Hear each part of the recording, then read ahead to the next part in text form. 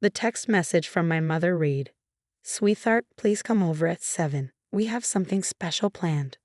I stared at the message, feeling my stomach twist with anxiety. In my 29 years, I had learned that something special from Nina usually meant trouble disguised as a gift. I'm Valerie, the family's problem solver.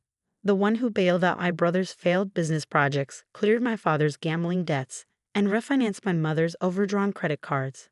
While excelling in a finance career they boast about but secretly resent. I'd arrived at their suburban home at 7:05 p.m., just late enough to irritate my mother, but not enough to set her off. Through the living room window, I noticed movement and heard low voices. A surprise party. How predictable. I took a deep breath and rang the doorbell. The door swung open, revealing Nina, impeccably put together as usual, wearing her trademark "I'm up to something" grin. Surprise. The chorus of voices greeted me as I walked in. Family members popped out from behind various corners, all with expressions like sharks circling their prey. "Oh wow," I exclaimed, putting on the surprised face I had mastered over years of their antics. "You shouldn't have." "Nothing's too much for my baby girl," Nina cooed, pulling me into an overly sweet lavender-scented hug that lasted just a bit too long. 30 is such a big birthday. I'm 29, Mom. Details, details. She waved dismissively. "Edmund, get Valerie a drink." My father appeared instantly, holding a glass of what looked like expensive scotch. "Here you go, princess, your favorite." I hated scotch, he knew that. My brother Jasper stood awkwardly by the fireplace, avoiding my gaze. That's when I saw it. A legal-looking document peeking out from under a magazine on the coffee table. "Come sit." Nina steered me toward the couch. "Everyone's here to celebrate you." I scanned the room. Aunt Margaret, Uncle Pete, cousins I hadn't seen in years, all with identical forced smiles. The only real expression was from my best friend, Reagan, who seemed reluctantly caught up in this farce. She met my eyes and subtly raised an eyebrow. "Before we cut the cake," Nina announced, "let's start with presents. The biggest one first." Edmund moved the magazine, revealing the document beneath. My heart sped up, but I kept my smile in place. "What's this?" "Oh, just some boring paperwork about Grandma Sophia's inheritance," Nina said casually. "Nothing to worry about tonight. We'll deal with it later." But I had already seen the title. Inheritance Agreement. "Actually," I said, picking up the document, "maybe we should look at this now since everyone's here." Nina's smile faltered just for a second. No, darling. Let's enjoy ourselves first." "Edmund, pour everyone some champagne."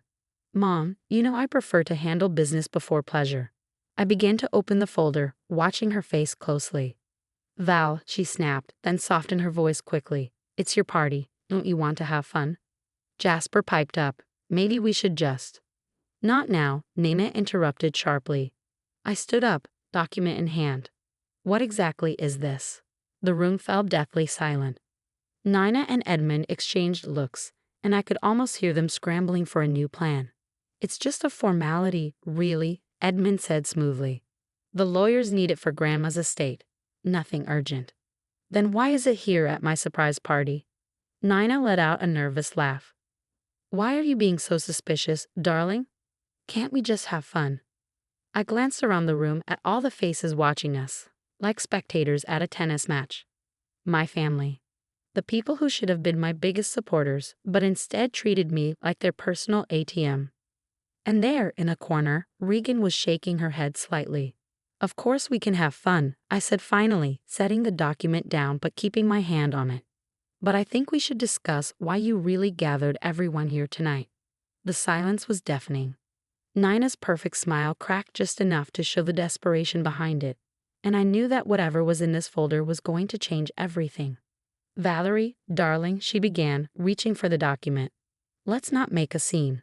I pulled it closer, my heart pounding but my voice steady.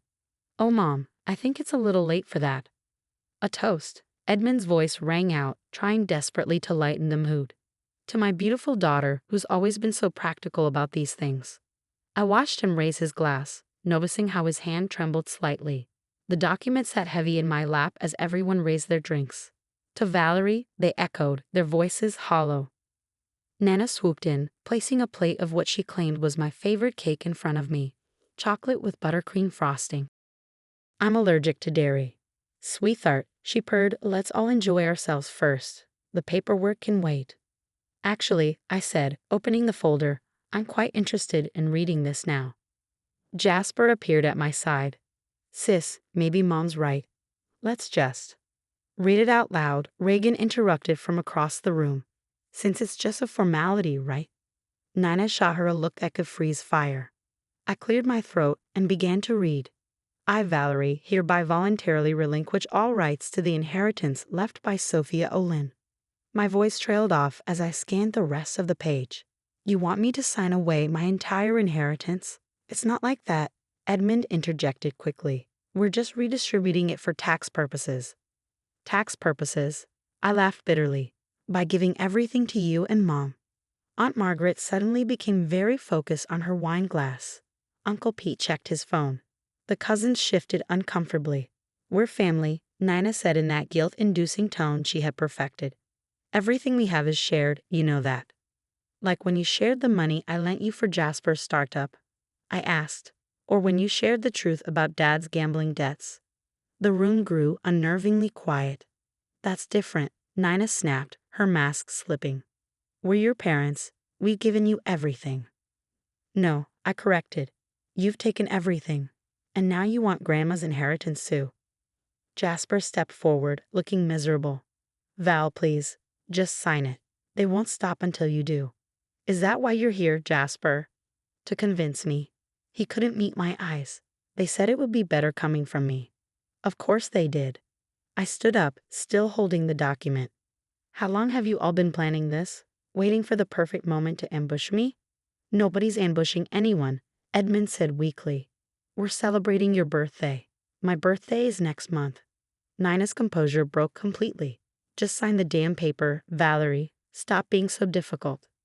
I laughed again, but this time it was more frantic. Is that what you call refusing to be manipulated? Nina forced another smile. Darling, you're making everyone uncomfortable. Good. I turned to face the room. Did all of you know about this? Were you all in on it? The silence was answer enough. Regan stood up. I had no idea. And this is vile, Regan muttered, her eyes wide. Stay out of this, nah. This is a family matter, Edmund snapped. Family? I scoffed. Is that what you call this collection of enablers and schemers? Edmund stepped up, trying to exert his authority with a calm voice. Princess, your mother and I have talked this through. It's for the best. The best for who, Dad? You the bookie? I shot back. His face turned red. Enough. No, I said, my voice rising. It's far from enough. I walked over to the fireplace, holding up the document. You want to know my opinion on this agreement? Na's eyes widened. Don't even think about it.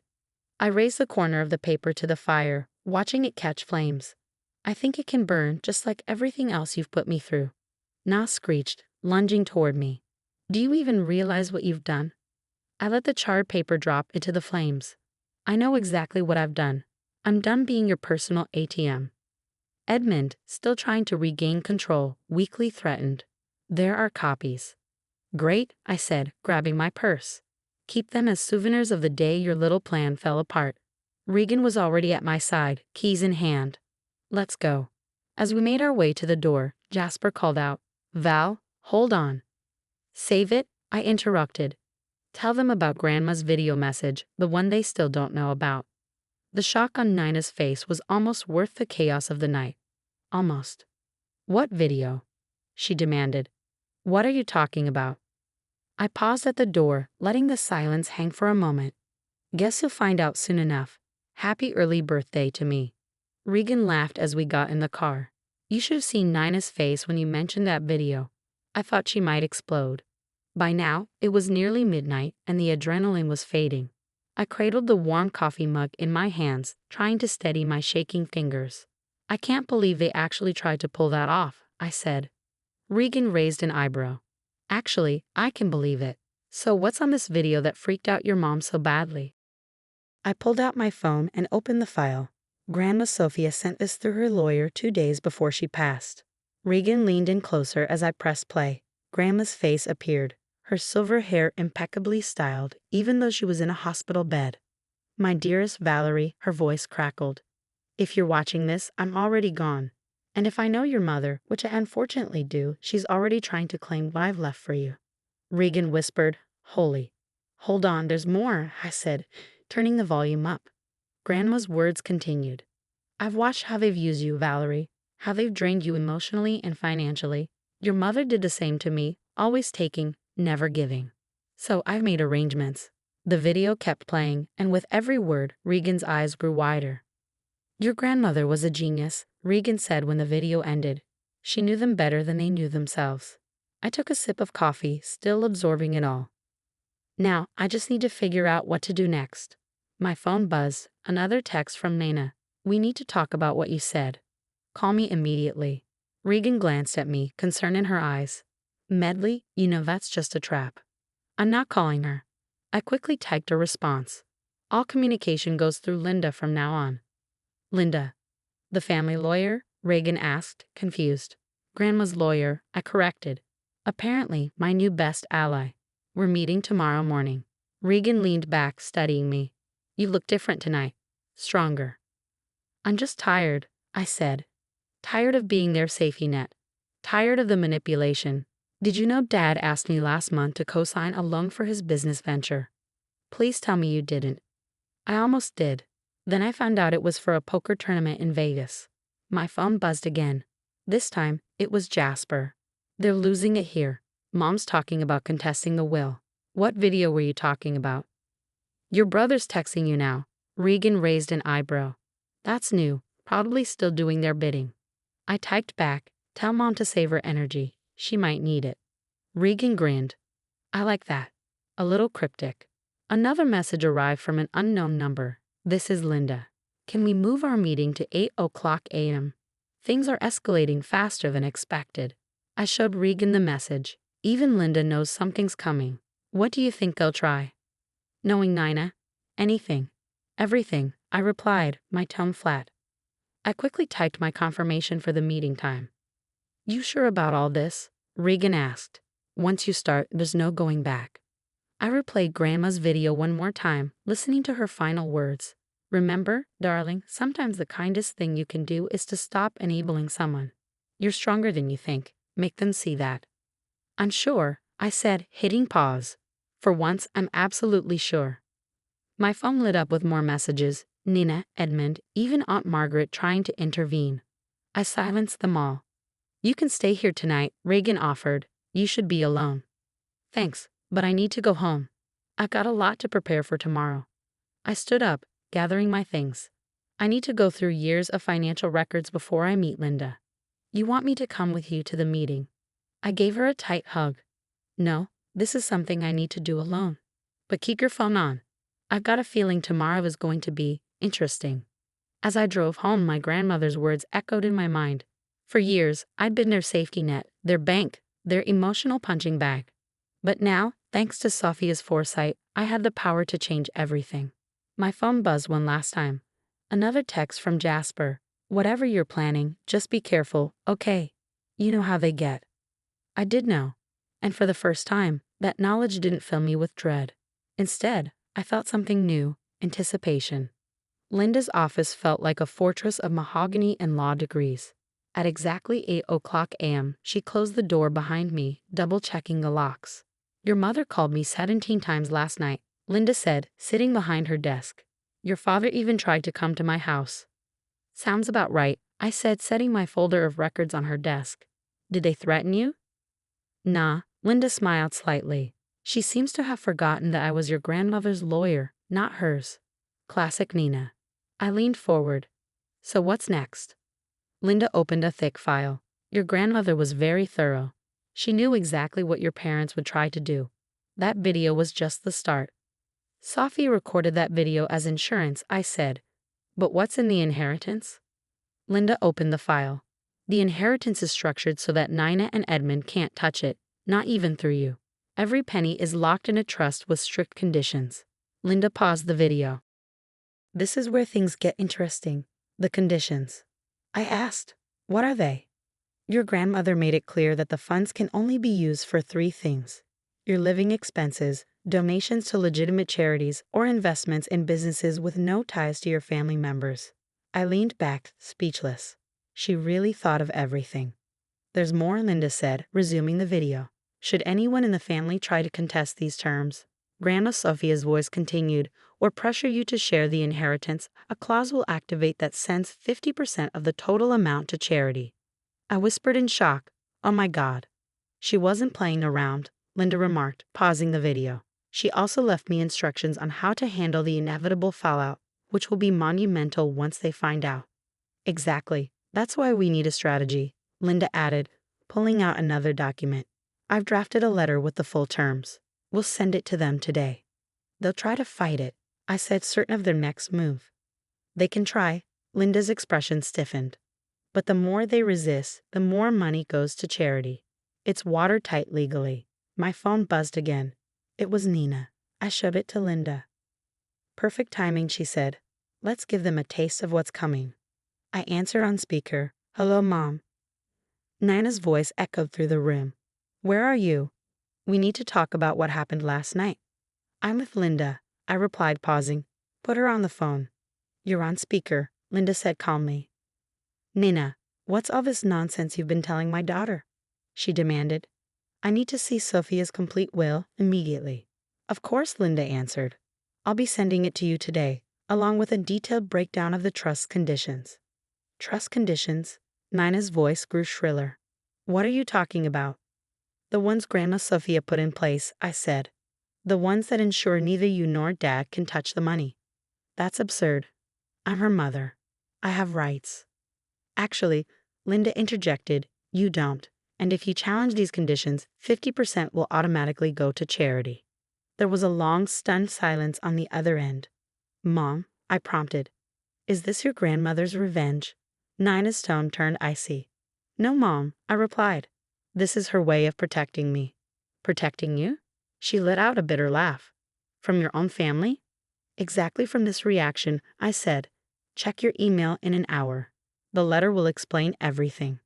Don't you dare. I ended the call. Well, I said with a sigh that went as expected. What now? Regan asked. Now we wait for them to get the letter. Linda handed me a USB drive. This has everything your grandmother wanted you to have. Financial records, personal messages, proof of the loans and manipulations. Proof? I asked, my curiosity piqued. Sophia kept meticulous records of every time they took advantage of you. Every loan, every guilt trip, every scheme. Linda's eyes met mine. She wanted you to have these in case you ever doubted yourself. I gripped the USB drive tightly, its weight sinking in. She really did think of everything. She did. Linda stood up. Are you ready for what's coming? Once they get the letter. I'm ready, I said, standing as well. For the first time, I'm actually ready. 3 days later, Nana arrived at my office.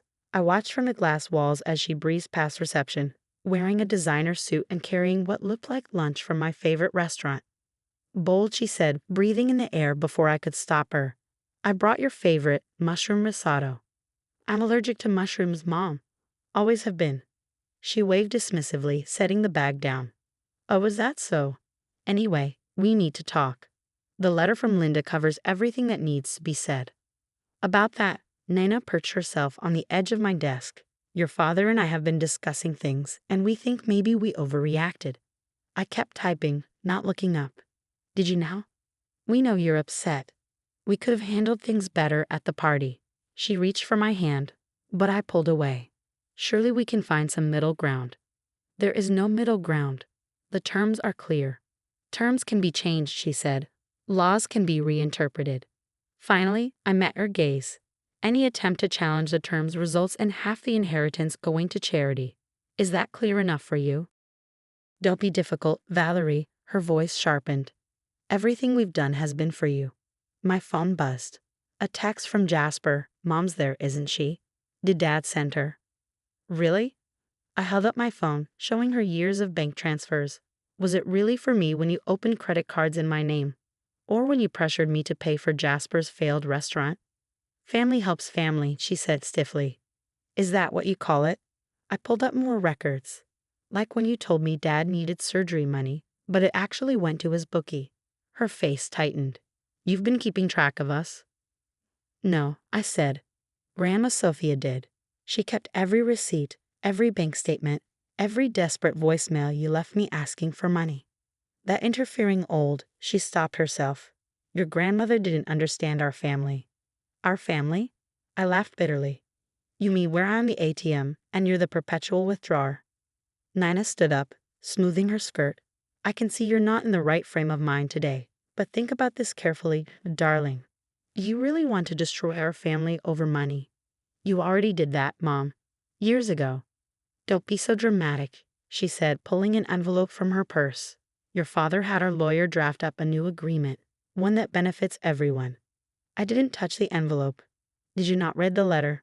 Any attempt to bypass Grandma's wishes triggers the charity clause unless you agree to share voluntarily.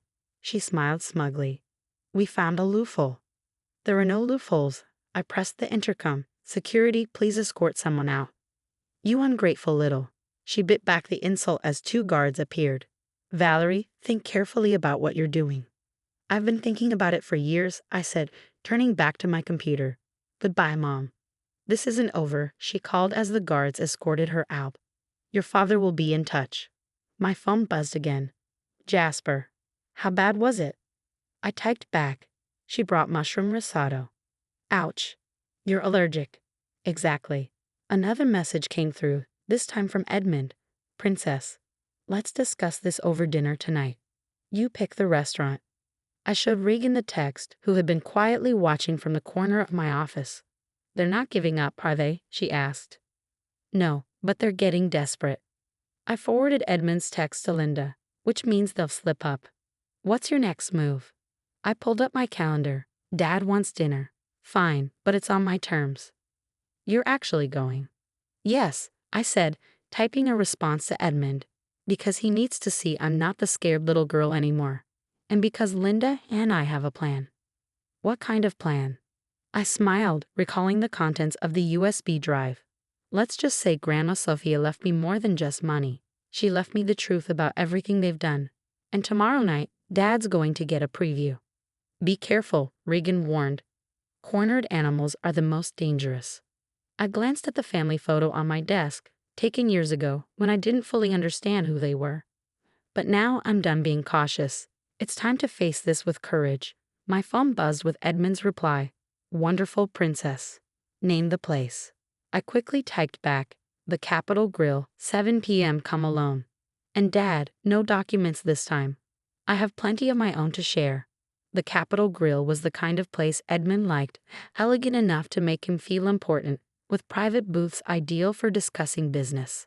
I arrived 15 minutes early, setting up my laptop and arranging the documents Linda had prepared.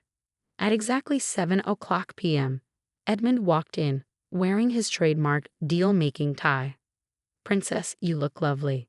Hi, Dad, I said, not standing to greet him. Please sit. His smile faltered as he saw my laptop. I thought we could just have a nice dinner, father and daughter. We will, I replied, but after we discuss a few things. The waiter came over, and Edmund ordered his usual scotch. Make it a double. Just water for me, I replied. I need to stay sharp. Always so serious, he chuckled nervously. You know, your mother was quite upset after your meeting today. Was she? Upset about bringing me food I'm allergic to, or upset about trying to bypass Grandma's wishes? He shifted uncomfortably. About that, we've been thinking.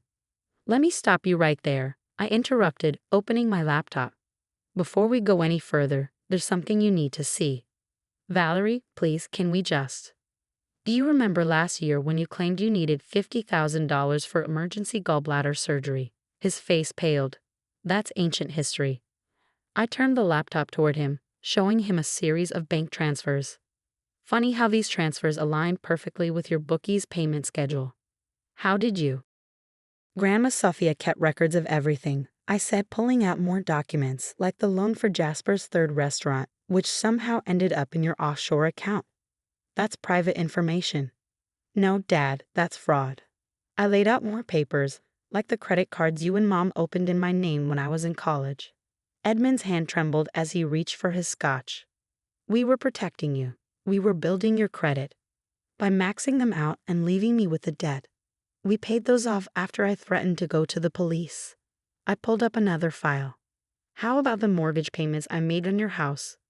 The ones you said were temporary, but somehow became permanent. He slammed his hand on the table, making the glasses rattle. Heads turned in our direction. You're right, I said calmly. It is enough. That's why Grandma put these conditions in place. Your grandmother was a manipulative old woman, who saw exactly what you and Mom were doing to me. I turned the laptop back toward me, and who left me everything I need to prove it. Edmund's face shifted through anger, fear, and calculation. Finally, he flashed his negotiation smile. Princess, surely we can work something out. Family helps family. Remember? That's exactly what Mom said today. Because it's true. Everything we did for you. I pulled up one last document, like when you took out a life insurance policy on me without my knowledge. The color drained from his face. That's not. I can explain. Save it. I closed my laptop. Here's what's going to happen. You and Mom are going to stop trying to find ways around Grandma's conditions. No more surprise visits. No more legal loopholes. No more guilt trips. Or what? All of these documents go straight to the FBI's Financial Crimes Division. I locked eyes with him. Linda's already prepared the package. He sank back in his chair, defeated. You do that to your own father? You did this to yourself, Dad. You and Mom both. The waiter returned to take our order, but Edmund waved him off. I've lost my appetite, he muttered. That's fine, I said. I have dinner plans with Regan anyway. I began packing up my things. Oh, and one more thing. I'm donating 20% of the inheritance to gambling addiction programs. Consider it your contribution to society. Nina will never accept this. Nina doesn't have a choice. I stood up. Neither do you. As I turned to leave, he called after me, We're still your parents. I looked back at him, not the imposing figure from my childhood, but a desperate man who had lost his final move. Yes, you are, I said softly. That's what makes this so sad.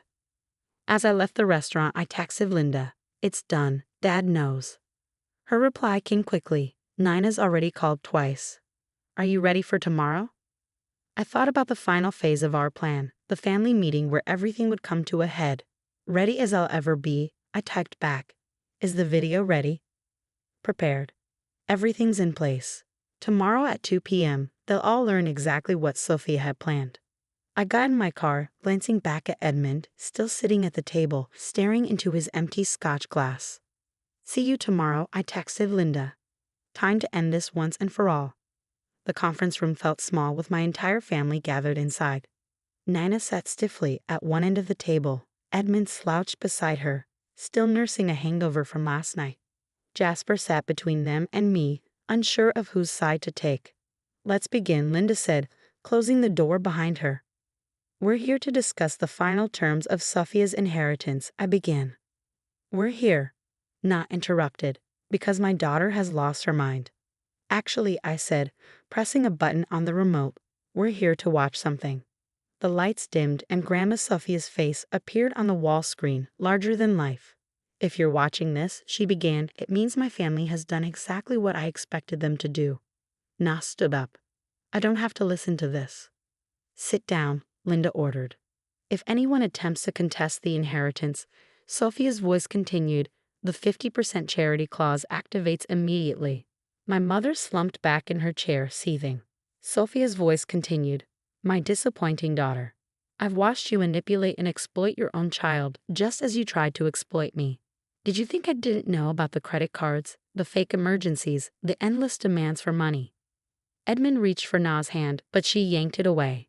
And Edmund, Sophia's voice sharpened, enabling your wife's schemes while adding your own, gambling away your daughter's generosity, lying about medical emergencies, treating her like your personal bank. This is slander, Edmund muttered. Every word I'm saying is documented, Sophia responded, as if anticipating him. Every loan, every lie, every manipulation. And now, my dear family, here's what's going to happen. The screen changed to show a series of documents. The entire inheritance has been placed in an irrevocable trust. Valerie is the sole beneficiary, with conditions that prevent any family member from accessing the funds. Any attempt to challenge these conditions will result in automatic charitable donations. We know all this, Nina snapped. Get to the point. The point, nah, Sophia's voice returned, is that I'm not finished. Sophia's face reappeared. Valerie, my dear, open the envelope Linda just handed you. I broke the seal and pulled out a single document. Read it aloud, Linda instructed. I, Sophia Olson, hereby declare that in addition to the monetary inheritance, all controlling shares in Harvey Industries are to be transferred to Valerie Harvey, effective immediately. Nina's scream probably echoed through the entire building. Sophia's voice continued from the screen. You're giving her control of the company? Your father's company? The one you and Edmund have been running into the ground with your mismanagement and theft. Jasper broke his silence. Is this true? Have you been stealing from the company? Absolutely not. Edmund denied, but his nervous expression told a different story. The evidence is right here, Linda said as she passed out folders. Every unauthorized transfer, every falsified document. I realized this inheritance wasn't just about Grandma's money. You needed to cover up what you've been doing with the company. You don't get it. Na interjected, her voice cracking. We had bills, obligations, like your gambling debts. Jasper retorted, Edmund's gambling debts, or Mom's shopping addiction.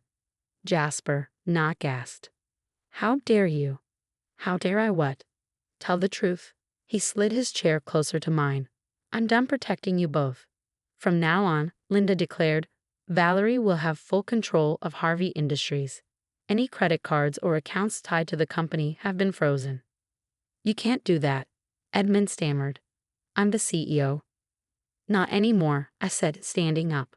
I have your resignation letter in that folder. Sign it or face an internal audit that could lead to criminal charges. Na lunged for the folders, but Linda quickly pulled them away. This isn't over. Na hissed. We'll fight this, she threatened. Then 50% goes to charity, I reminded her. And all company records will go to the SEC. Na seemed to lose all energy at that. Edmund stared at the resignation letter, his hand trembling. Sign it, Dad, Jasper said quietly. It's over. As Edmund signed, Sophia's voice came through the speakers one last time. Remember, Nina, you taught Valerie everything she knows about family loyalty, and Edmund, you showed her the consequences of betraying trust. Consider this her graduation from your masterclass in manipulation. I picked up the signed resignation letter. Linda will be in touch about the transition. For now, I think we're done here. Valerie, Nina called as I turned to leave. We're still your parents. I turned back one final time. Yes, you are. And that's the saddest part of all this. You could have just been my parents, but instead, you chose to be something else. The door shut behind me, leaving them to absorb the sting of Sophia's final words and the destruction they had caused. Later, the morning sun shone through the windows of my grandmother's office at Harvey Industries. I sat in her chair, recalling how she used to let me spin around in it when I visited as a child. A knock interrupted my thoughts. Come in. Jasper entered, carrying 2 cups of coffee. Thought you might need this. First board meeting after all.